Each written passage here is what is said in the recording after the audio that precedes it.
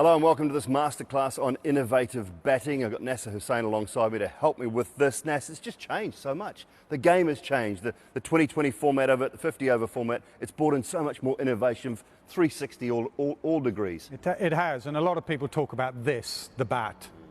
A little bit to do with that. A lot of people talk about workout in the gym, a little bit to do with that. It's actually the main thing is the skill of the batsman. In our day, you'd have been running into bowl and maybe Nick Knight or someone would charge you and put you off your length. Maybe the odd one would go back in their crease. I played with a lad, not a household name, in Martin Spate, played for Sussex and combined unis, and my eyes sort of went lit up. He went down on one knee one day at Worcester and swept Neil Radford for 4 and 6. And I thought, it wasn't slow. It wasn't slow. And then Dilshan, he went down and played a scoop shot against us. And we went up in the dressing room and Duncan Fletcher went, do you know what? That is a really good shot. You cannot set a field to that.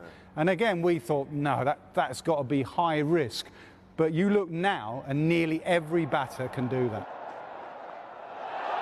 That's gone over Brad Haddin's head, way over it, and he landed just inside the rope. Amazing shot. We've seen sweeps, reverse sweeps, switch hits, slog sweeps. That one was just middled over the keeper's head. Unbelievable.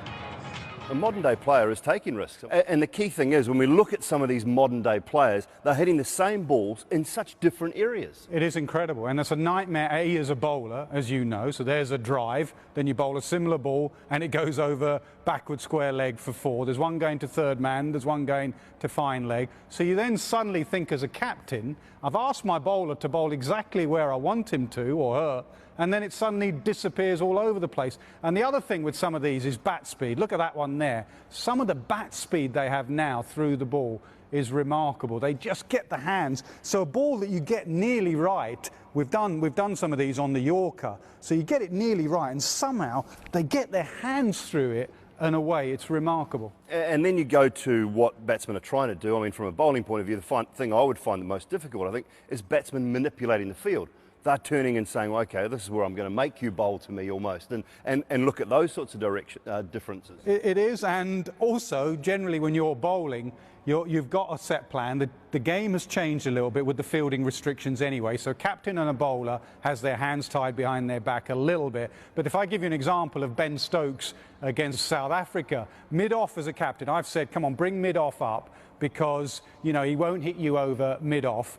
Ben Stokes, being the cricketer he is, third man's gone back because you've got the number of people you need in the ring. And if you watch Ben Stokes here, he just absolutely knows where the field is. You always feel there's one fielder short out there. So what do? You say, okay, mid-off. You go back, third man, who's already got a bit of a strop on because you've sent him back to the boundary. You come up on the single, and then Ben Stokes is good enough to play that sort of shot. So you always, as a captain and a bowler, feel like you're one fielder short with these batsmen nowadays. Oh, how clever is that? Gee, that is a good shot. That is so clever. It's risky, but it played perfectly into his hands. Look at the balance from Dhoni. Great innovation, great stroke. I went back to those players I named that might charge or go back in the crease. What they do very well now is they are able to hit 360. They can sweep. They can reverse sweep. I only have to go back, and it's not just white ball cricket, I only have to go back to Kevin Peterson against your mate Scott Styris. He turns around completely and switch hits him over mid-wicket. They have the reverse, they get their leg out the way and they hit over there. They have their uppercut over there. One of the keys to that one, is it getting low? I mean, the helmet's made a huge difference in the game of cricket. We've seen guys get hit regularly, but getting low and you can almost get the face in the way, can't you? And getting low for that scoop. It's been brave.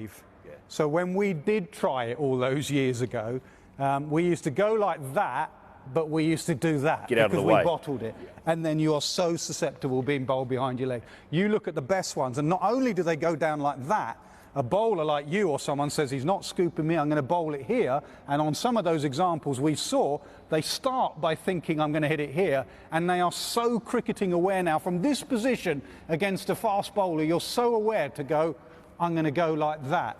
And you can't do anything about that. One thing is, though, they practice it.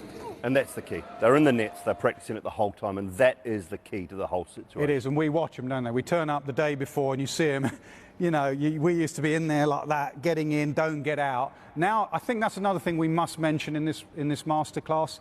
That fear of failure has gone. If you look at England winning that World Cup, Owen Morgan and Trevor Bayliss said, just go out and express yourself. If you get out playing one of these shots, don't worry about it. And the best example... Your job's not on the line. No, your place in the team is not on the line. As long as you've practiced it. They did say, did you practice that the game before? Don't just suddenly go to a high-risk shot that you've not practiced. It probably all started with A.B. de Villiers. He was probably the best 360 hitter. And I mentioned England there. I'm going to be a bit of England bias.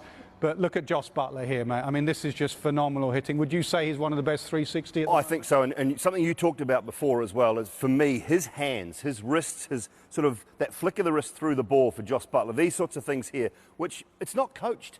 We normally coach, you know, stay in line, keep that elbow high. He is all about flicking those wrists. He can hit the ball all around the ground, anywhere you like. We talk about 360, A.B. de Villiers, Jos Buttler.